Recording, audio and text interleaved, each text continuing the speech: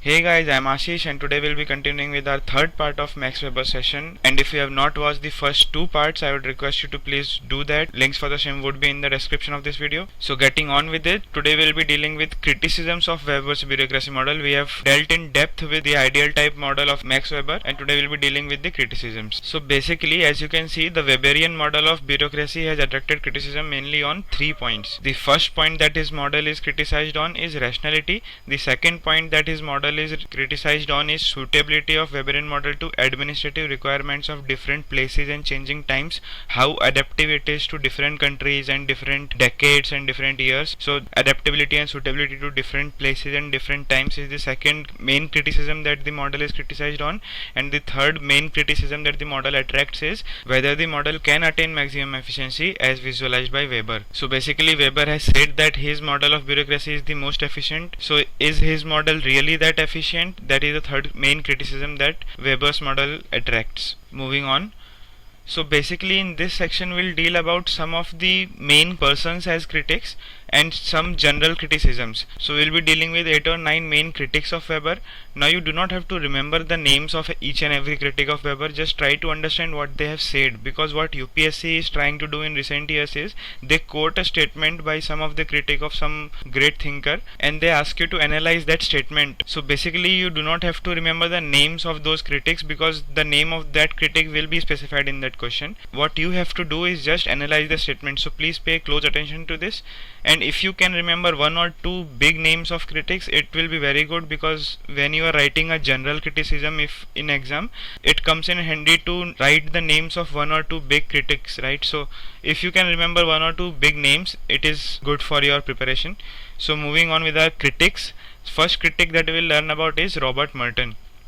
Robert Merton was a great critic of Max Weber, who questioned the rationality of Weber's model. He said that the rational model that Weber gives can produce certain dysfunctional consequences, some consequences which were not anticipated by Weber and which can hamper the functioning of the organization. So such dysfunctional consequences can be a byproduct of Weberian model. This is what Robert Merton says. He says that the structure, especially its hierarchy and the rules, the structure as a whole, which is rational in Weber's sense, can easily generate consequences. For example, development of vested interest by the bureaucracy. We have seen this, that bureaucrats have this tendency to appropriate the position to themselves, to assume too much power to themselves.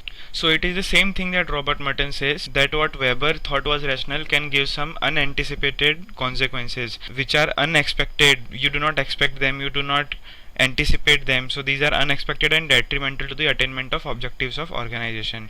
Adherence to rules, originally conceived as a means, becomes an end in itself. Now we have seen this statement by Robert Merton in one of the elements of the ideal type bureaucracy when we were studying. The second element was rules, and we have seen this very same statement of Robert Merton over there, that adherence to rules becomes an end in itself which was originally conceived to be a means. There occurs a familiar process of displacement of goals whereby an instrumental value becomes a terminal value. Rules become more important than game. He also opined that rigid rule orientation leads to trained incapacity. Now what is trained incapacity? It means your abilities function as your blind spots. It means that people's past experience or training or education can lead to wrong decisions when circumstances change. So basically you are a trained person, you are a literate person, you know how to handle things, but your literacy or your training or your past experience or education can itself be an obstacle in your execution of functions. You can get biased by your past experiences. You can develop a particular habit of doing things in a particular way and you might not want to change them. So this makes you incapable of handling things in a new modern system, right? So you are basically a trained person but still you are incapable. This is nothing but trained incapacity. Your past experience and your past education and abilities themselves become your own blind spots. So Robert Merton says that Weber's model can lead to trained incapacity because there is so much of adherence to rules, so much of adherence to principles that Weber has laid down. You can basically become incapable in spite of being trained. So the second critic we'll learn about is Philipp Selznick. He says that division of work in an organization can create subunits, and these subunits can set up goals of their own, sometimes conflicting with the organization as a whole. So basically when you are dividing work, you are basically creating subunits, and what Philipp says is these subunits can set up goals of their own which can conflict with the goals of the organization. He suggests that remedy for this is better coordination between subunits and not setting up of new departments. You should not go on setting up of new subunits and new departments. Better coordination is the remedy for this. Weberian model is insufficient in describing how bureaucrats will in fact behave, because the officials have their own characteristics as social beings beyond those which the administrative code specifies. So basically everyone is a social being, everyone has a society to respond to, right? So everyone responds to society in a different way. So Weberian model does not consider this factor, does not consider the factor of society. So what Weberian model is insufficient in describing how bureaucrats will in fact behave.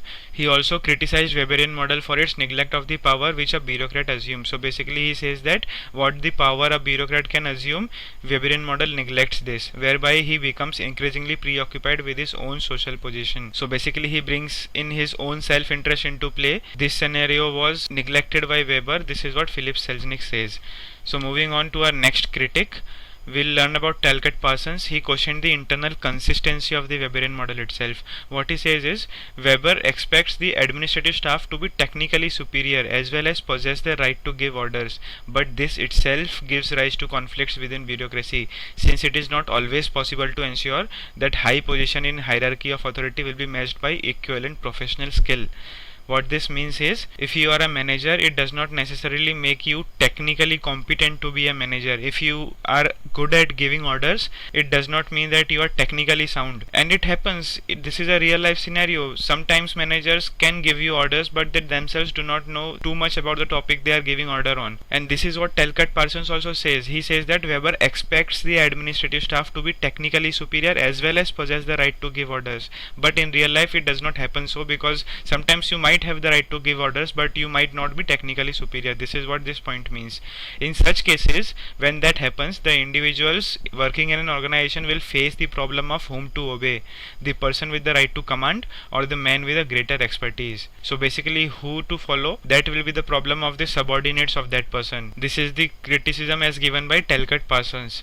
The next critic is Herbert Simon. In his Administrative Behavior, this work was given by Herbert Simon in 1945. He maintained that variety of circumstances need varied bureaucratic structures, and the so-called timeless principles of Weberian model of administration cannot suit to the ever-changing circumstances of today's modern world. So basically what Weber said is timeless principles and can be applied in any time at any place. Herbert Simon says that this is not so, this is not true.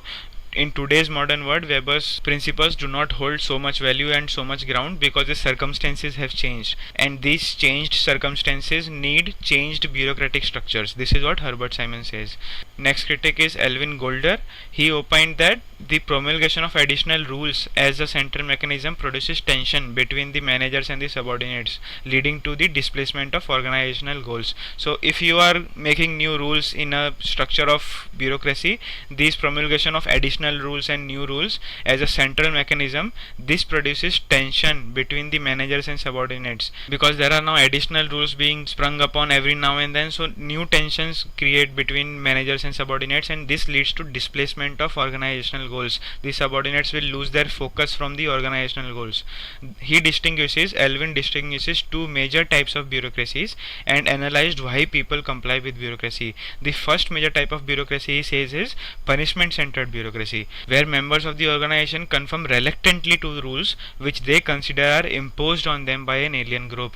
And the second, he says, is the representative bureaucracy, where the members regard rules as necessary on technical grounds and their own interest. So what Alvin Golda says is, whichever bureaucracy you take in the world, it will be one of the two kinds. Either it will be punishment centered or either it will be representative. What is punishment centered is, the members of that bureaucracy do not want to actually follow rules, but they reluctantly do so, considering that these rules are imposed on them. So they basically do not want to follow rules. They think that these rules are punishment on them. So this is the one kind of bureaucracy that Alvin says, punishment centered bureaucracy. And the second type, he says, is representative bureaucracy, where members willingly follow follow the rules. They think that rules are necessary on technical grounds and in their own interest. These rules are necessary. So this is the criticism by Alvin Golda. Next critic we'll learn about is Peter Blau. What Peter Blau said was Weberian model cannot be applied to administrations of different times and places. So basically, as times evolve and as countries change, as nations change, the Weberian model cannot be applied to the same extent as Weber said it can be applied. Blau felt that a fresh look has to be taken at the concept of rational administration. We need a fresh look at this concept. In a changing environment, the attainment of organizational objectives depend on perpetual change in the bureaucratic structure. So when the environment as a whole is changing, when there are new changes in the society happening, you need to change the bureaucratic structure also, and that is how you will attain the organizational objectives, the organizational goals. Without changing the structure in changing times, you cannot attain the organizational goals. This is what Peter Blau says. In a changing environment, the attainment of organizational objectives depend on perpetual change in the bureaucratic structure. That is why efficiency cannot be guaranteed by tethering the official to a set of rigid rules. So you need to change. Being static will not help. You need to be dynamic. Limiting yourself to a set of rigid rules will not help. The bureaucratic structure should undergo change in changing environment. Efficient administration is possible only when an individual is allowed to identify with the purposes of the organization and to adopt his behavior to his perception of changing circumstances. So basically, if administration has to be made efficient, two things have to be made sure, and these two things are: first, the person should himself identify with the organization, and second thing, he should adopt his own behavior according to his perception of changing environment. This is what Peter Blau says. The next critic is H.C. Creel and A.B. Spitzer. This pair of critics took objection to Weber's claim that rational bureaucracy is a modern phenomenon. Creel, for instance, asserted that almost all characteristics of Weberian model existed in China by 200 BC. So even back then in China, Weberian model existed. So Weberian rational model is not a modern phenomenon as Weber claims it is. Spitzer considers that the function of the 19th century French prefect means administrator. So the 19th century French prefect are far more comprehensive than those attributed to Weber's bureaucrat. So even the French prefect was more comprehensive than what bureaucrat Weber suggested. This is what this pair of critics suggested, H.C. Creel and A.B. Spitzer. Simon and March are the next pair of critics. They questioned the efficiency of Weber's model. They said that Weber neglected the human behavior in an organization. Maximum efficiency in the organization cannot be achieved by emphasizing on mere structure of bureaucracy without regard to its behavior. So you need to consider behavior. Now remember this, Herbert Simon was a behavioralist, right? We have learnt about what behavioralists are in our first modules. So what Herbert Simon criticized is you need to consider the behavior, you need to consider the human side of the organization if you need to attain maximum efficiency, otherwise efficiency cannot be achieved. So moving on.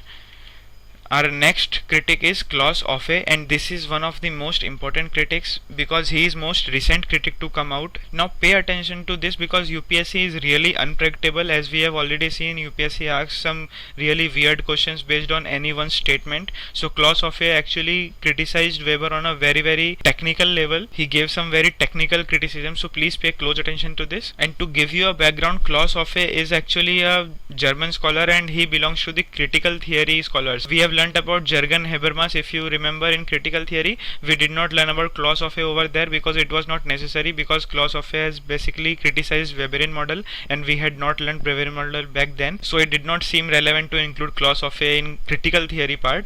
We'll study Klaus Ahlmann over here. In recent times, a very incisive comment on Weberian model has been made by Klaus Ahlmann. He gives us two types of rationalities. We have already seen what rational decision making is, right? I have told you what rational decision making means. So Klaus Ahlmann says there are two type of rationalities. First is the rule-bound bureaucracy means that the premises of action are not at the disposal of the actors themselves. All that is needed is to blindly and mechanically apply the legal norms to specific situations. This kind of bureaucratic rationality Ahlmann calls organizational rationality. So first kind is organizational rationality, and he says that organizational rationality means blindly applying rules. You do not have to apply your own brain. This is what organizational rationality means. There are some predefined and well written rules and you have to just apply those rules in certain conditions and situations. So whatever rational decision you are making on predefined and well established rules and principles. This is what organizational rationality is. Blindly and mechanically applying legal norms in specific situations without applying applying your brain. This is the first kind of rationality.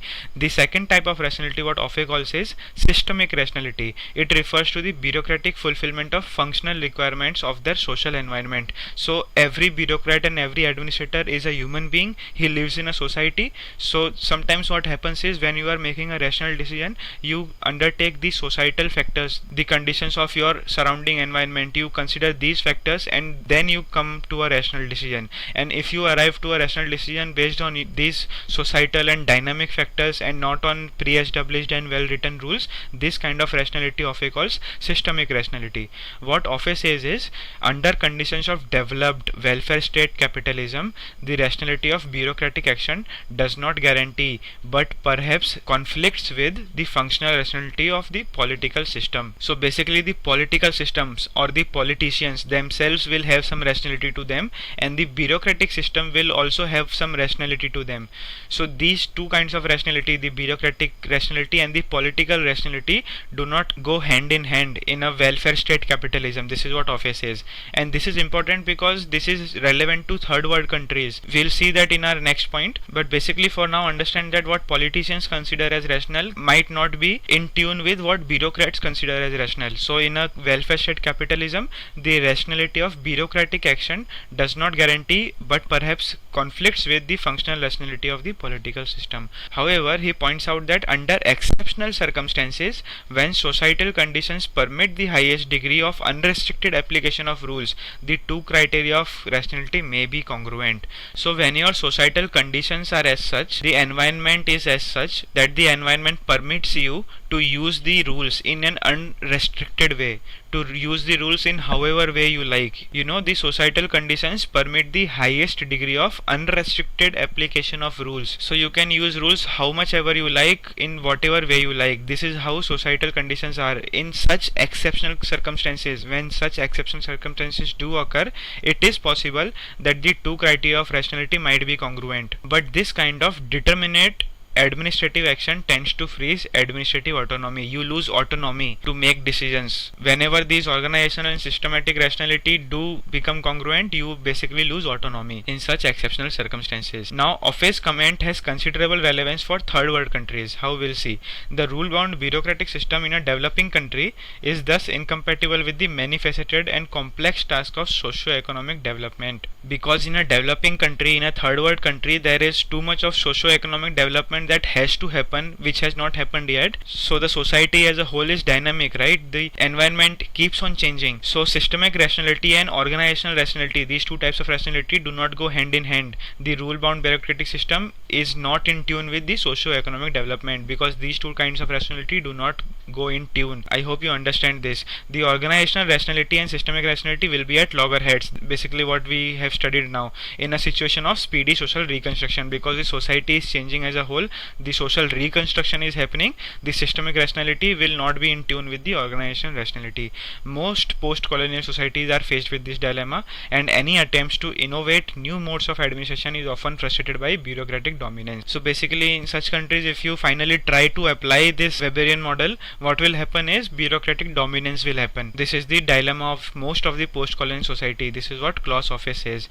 The kind of systemic rationality that Offe has in mind will have its source in societal expectations of programs, and results will be the main motor of government policy action. So what systemic rationality Offe talks about is nothing but going in tune with the changing needs of the society, the dynamic nature of the environment that you are in. If you are making a decision based on those dynamic factors, that is what Offe calls his systemic rationality. So I hope you understand the criticism given by Klaus Offe. This is actually important. Now UPSC might not ask Klaus Offe ever in any of the exam, but it's still important to study this, because if ever they give you these terms in question, organizational rationality and systemic rationality, please do remember what they mean, and I hope you will be able to write the answer now. So moving on, we'll learn about some general criticisms. We are done with particular persons and particular critics. We'll deal with some general criticisms now. So the first general criticism is the Parkinsons Law. What Parkinsons Law is? It is named after historian C. Northcote Parkinson, and it states that work creates more work, usually to the point of filling the time available for its completion. That is, the organization swells each year by creating artificial work. So basically all the managers, all the bureaucrats create artificial work for themselves. New paperwork are being filed, new programs are being initialized. So basically you are creating artificial work for yourself just to fill your time available with you. So this is what Parkinson's law is. Organization swells each year by creating artificial work. Remember this, Parkinson's law is very important, not only for public administration but also from the point of view of polity. Parkinson's law is also an important part of your Indian polity. It is an application based question in Indian polity, so please understand this. Parkinson believed that bureaucracies always grow typically by 5 to 6% annually. It is an empire building tendency within the bureaucracy. Managers wish to appear busy, so they increase their workload by creating paper and rules, filling out evaluation and forms, and filing. Then they hire more assistants, who in turn require more of managerial time for supervision. So basically this is how they create artificial work. I hope you understand now. Managers, they wish to appear busy, and this is why they create artificial work, and this is what Parkinson said, and this is nothing but Parkinson's law. According to Parkinson, bureaucracies grow stupider by each year. Another is incompatible with development administration. This is nothing but the third world countries, the developing countries. For example, India has a development administration in itself, right? So Weberian model is incompatible with development administration. We'll see how. First criticism is based on the sphere of competence. Strict adherence to rules results in delay and inefficiency in the administration. We have already seen this, that if you apply too much of rules and principles, basically the process gets delayed. Development administration throws multifarious new challenges, and the administrator can only justify his service by meeting them, rather than wait to get the clarification from superiors whether a particular new situation falls under his competence or not. So new situations keep arising in developing countries. The society as a whole is changing, right? So new situations keep arising, and for example, if one such new situation arises, what the rule says, you should ask your supervisor whether this new situation is within your competence or not, whether you can handle this new situation or not. These are the rules. This is what rule says. But basically what should actually happen is, bureaucrats should handle these new situations without confirming with their supervisors. This is how you will eliminate delay. But Weberian model instead results in delay and inefficiency, because too much of adherence to rule is there, and sphere of competence. This is what sphere of competence criticism is, whether the new situation falls within your sphere of competence or not. This is what gives rise to delay. Adherence to rigid hierarchy leads to authoritarianism in the organization. Now we all know what hierarchy is. Hierarchy means a top-down model, a scalar chain of superiors that runs from the lower level to the higher level. So if you adhere to too much of hierarchy in an organization, basically the organization might become Hitler-like or authoritarian. There is a loss of mutual trust within employees, and loss of interpersonal relations also. There is a loss of autonomy also. So basically you become more of authoritarian nature if you follow too much of hierarchy. Weber's insistence on records leads to too much formalism in administration. The expert drowned in files becomes a glorified clerk. Negative effect on welfare commitment. What Weber says is, you should have everything in writing, and whatever you do every day, that should also be recorded. So this basically is too much of formalisms, too much of writing down, too much of rules, and too much of recording is happening here. So what is happening actually is, the expert who is supposed to handle some situation, he now gets drowned in files, and he basically becomes a glorified clerk, and this has a negative effect on welfare commitment. The welfare programs and policies get delayed because of too much of writing down. So this is how Weberian model is incompatible with development administration. Moving on. Bentham's dog law is another general criticism about Weber's bureaucracy. What Bentham's dog law is, Weber's bureaucracy is referred to as Bentham's dog law. Jeremy Bentham is a liberal reformer of 19th century, and this is where dog law concept came from. Jeremy Bentham, he called the criminal laws of the UK as dog law because it condemned the offenders after the event has taken place, in much the same way that owners punish their dogs after they have erred. Bentham believed that such laws do not have any detrimental values. So during his time, during the time of Jeremy Bentham, Bentham said that the criminal laws of UK or Britain are same as dog law. For example, when a dog does some error, you punish him after he has done some error, right? So that does not have any detrimental value on dogs. This is how the criminal laws of UK are. This is what Jeremy Bentham said during his time, and he gave this concept of dog law. And Bentham's dog law is now applied as a criticism to Weber's bureaucracy model. I hope you understand this. State is expected to be proactive and not reactive. So you should not be reactive. You should not be reacting after something has already happened. You should be proactive. You should anticipate something that this will happen in future, and you should take corrective steps to avoid such situation in future. So state is expected to be proactive and not reactive. Rather than making the people aware of the laws, that is proactive measures, bureaucracy relies on punishment to maintain the law. So basically you should be making people aware of the laws, you should be making people more known of the laws that exist. This is what is proactive measure. This is how bureaucracy should work. Bureaucracy should work proactively, but basically how bureaucracy works today is it works on punishment to maintain the law. This should not be the case. This is what Bentham's dog law means. Another criticism is criticism of ideal type of bureaucracy. Carl Friedrich says the words ideal and type under Weber's ideal type of bureaucracy cancel each other. So basically Weber himself said that my model is an ideal type of bureaucracy. So Carl Friedrich says that the words ideal and type actually cancel each other. They do not mean anything. These are useless words. Ideal and type, they do not go together. They actually cancel each other. This is another criticism. So basically we are done with all the criticisms. We'll deal with now defense of Weber's model and relevance of Weber's model in today's times. So going ahead with that, in defense of Weber, we'll say that Weberian model provides reliability, stability and precision. So criticize how much ever you like, but still Weberian model gives you reliability, stability and precision. His emphasis on documentation helps build up institutional memory. Just because Weber has said that everything should be written, this is what builds up institutional memory. You can go back and refer to any of the function that you have executed in the past. So basically you are creating a history of your actions. An institutional memory is being created because of Weber's emphasis on documentation.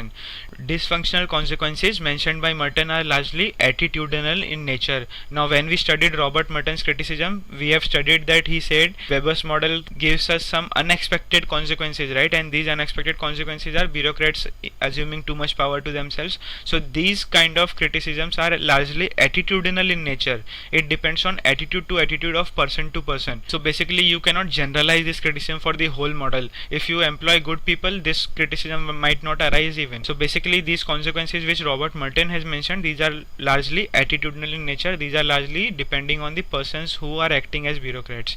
Weber was able to realize that bureaucracy was a threat to democracy. We have seen this, that Weber gave us limits on bureaucracy, on how to control the power assuming feature of bureaucracy. We have seen this. So Weber was aware of this fact that bureaucrats assume power to themselves. So Weber was able to realize this thing. So you cannot criticize him on this fact. You cannot say that bureaucrats assume too much power. Weber himself said that I know bureaucrats assume too much power and this is what you should do to limit that assuming power. So this is what we can say in defense of Weber. Weber constructed his model with respect to the conditions of Germany of his times. We have seen how unification of Germany under Bismarck happened, how he related capitalism with Protestantism. So he constructed his model with respect to conditions of Germany of his times. It is wrong to say that it does not suit the modern conditions. At the start of 20th century, nobody, including Weber, could have ever visualized the changes that have come about in last 5 to 6 decades. So what last 5 to 6 decades have brought in, they have brought in liberalization, privatization, globalization. And at the start of 20th century, when Weber gave his model, he could not have visualized these things. So he gave his model with respect to conditions of Germany of his times. So saying that his model does not apply today, his model is irrelevant in today's times, it is not. It is wrong to say. We should not say this because we are quoting Weber out of context. Weberian model is in context of Germany of his times. So in defense of Weber, we can say this.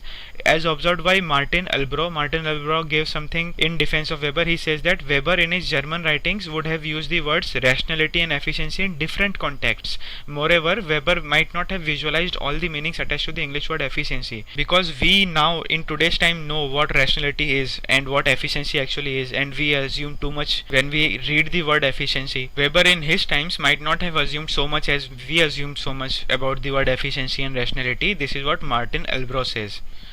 Weberian model includes both positive and negative elements. Positive elements are merit-based selection, no appropriation of official positions by incumbents. So you should not use official property for your own self-use. You should not appropriate the official position. There should be a merit-based selection. These are all positive elements. And the negative elements are impersonal order, rules, fear of competence, hierarchy, technical rules, written documents. These are all negative elements of Weberian model.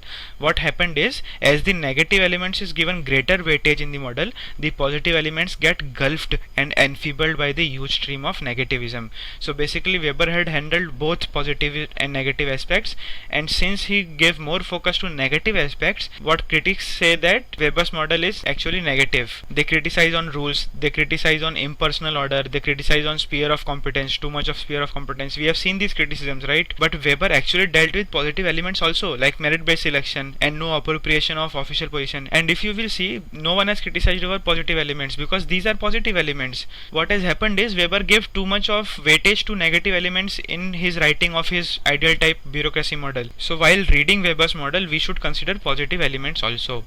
This is what we can say in defense of Weber. Now we'll see how relevant Weber's model is in today's times. So in spite of criticism from several scholars, the ideas of Weber on bureaucracy continue to be relevant to understand the present administrative system. So far we have not been able to evolve an alternative model to Weber's bureaucracy. So how much ever you criticize, say whatever you feel like about it, but we have not been able to evolve an alternative model. This fact remains. Weber was criticized for his formalism, but as Martin Albro has said, the formal rationality has increased manifold in the present day administration thanks to the advancement of management techniques. Thus, his formal model is ideal even for today. So basically we say that Weber's model adheres too much to rules and too much of formality is there, too much of written documents and everything. But what Martin Albro has said that this formalism is actually present in today's times also. So you cannot say that Weber's model is too formal. Even today's organizations are too formal, so basically Weber's model is relevant even today. Weber is right in saying that when we are accustomed to the bureaucracy, we cannot think of any other alternative. We have seen this in our previous session, right? Weber has said this, that when any person gets accustomed to bureaucracy, we cannot think of any other alternative. Today, we see in practice this to be correct. The Afro-Asian countries, including India, whoever gained independence after the decolonization happened after Second World War, these Afro-Asian countries, including India itself, could get rid of the alien rule. They threw away their colonizers, they threw away the British rule, right? They could get rid of alien rule, but they could not get rid of the bureaucratic practices established by these colonial rulers. So what basically happens is when you are accustomed to bureaucracy, you cannot think of any other alternative. You try to maintain that. This is the beauty of a bureaucratic structure. So this is how bureaucratic structure is relevant even today. It becomes your habit. His ideas on selection of officers based on qualifications, utility of written documents in administration, hierarchy, etc. can be seen in administration of the present day itself. So merit-based selection, we are seeing this everywhere. We do not need any example for this. We are seeing merit-based selection everywhere in every walk of life in today's world, right? So his ideas of merit-based selection hold true even today. Utility of written documents. What is the utility of written documents? You can now, as a aware citizen, ask for these documents as a right to information, right? So utility of these written documents are there even today's times. Even in India, if you see RTI applications and all, utility of written documents is there. Hierarchy is also important, and all these things cannot be done away with. So Weber's model is actually relevant even today. Those who criticize Weberian model are not criticizing Weber, but the present day bureaucracies which more or less reflect the model. Talks these days are of debureaucratization or less of bureaucracy, and these talks are nothing but idealistic talks. What happens is, how much ever you talk about debureaucratization and less of bureaucracy, you cannot avoid bureaucracy. You can just make less of bureaucracy. You can just debureaucratize. You cannot completely avoid bureaucracy. So this is how relevant Weber's model is today. Even those who criticize Weberian model, they are actually criticizing present day bureaucracies who are becoming too much of bureaucratized, right? Parkinsons Law, if you remember. So they are actually criticizing today's bureaucracies, and they are not actually criticizing Weberian model. Even those who argue for debureaucratization cannot proceed further without understanding the Weberian analysis. So you have to analyze Weber's model if you have to even debureaucratize. So this is how relevant it is. Now, whether it is a capitalist society or a socialist society, irrespective of the nature of economy, we find the bureaucracy playing a very important role. Even in China there is a bureaucracy, even in USA there is a bureaucracy. So if it is a capitalist society or a socialist society, whatever type of society you are living in, bureaucracy always plays an important role. This is how relevant it is. Even in present context of liberalization and privatization, there is a wave of LPG, right? Liberalization, privatization, globalization. Even in these present context it is relevant. How we'll see. We cannot think of the implementation of the welfare and development programs without the help of bureaucracy. So if you have to develop your country, if you have to be a welfare state, bureaucracy is needed. This is how important bureaucracy is in today's times of liberalization and privatization. The voluntary organizations that come up in the wake of liberalization and privatization, these voluntary organizations and other forms of people's organization can only supplement the bureaucracy, but they cannot substitute the bureaucracy. You can only supplement it, you can only make it better, you cannot substitute it. relevant. In the construct of developing countries, people look to bureaucracy for their day-to-day requirements. So basically this means is how much ever you criticize, bureaucracy is relevant even today, be it capitalist society or a socialist society, be it a liberalized era or a privatized era, whatever be it. For example, so many programs are there. For example, in India, Pradhan Mantri ye kar lo yojana, Pradhan Mantri wo kar lo yojana, all of these yojanas are irrelevant if you are not helped by the bureaucracy. तो अगर कोई भी योजना चलानी है तो bureaucracy आपको चाहिए. This is how relevant bureaucracy is in today's times. Hence the bureaucracy of Weber and type continues to find its relevance even today. So with this we have finished our criticism and relevance section. In next session we will deal with post-Weberian developments. This is a part of your UPSC syllabus also. Hope to see you soon in my next session. Peace out.